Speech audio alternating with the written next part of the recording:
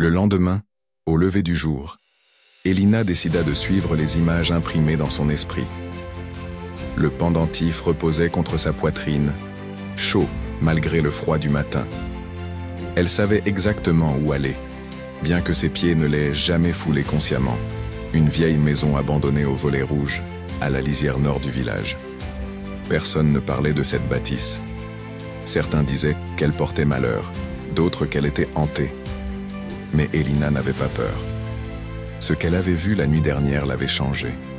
Elle ressentait désormais un lien étrange avec les ombres, une responsabilité silencieuse. En approchant de la maison, elle remarqua que les herbes avaient été récemment piétinées. Quelqu'un ou quelque chose s'y était rendu récemment. La porte, autrefois scellée, était entr'ouverte. Le bois craqua sous ses pas lorsqu'elle pénétra à l'intérieur. Une odeur de poussière et de souvenirs flottait dans l'air. Les murs étaient couverts de portraits anciens, tous flous, comme effacés par le temps. Au fond du salon, une horloge arrêtée indiquait minuit. Au centre, un vieux tapis rouge dissimulait un trappe. Elina sentit son cœur s'accélérer. Elle souleva le tapis et découvrit une serrure, exactement de la taille de la petite clé. Elle hésita, puis l'inséra. Le déclic résonna comme un coup de tonnerre.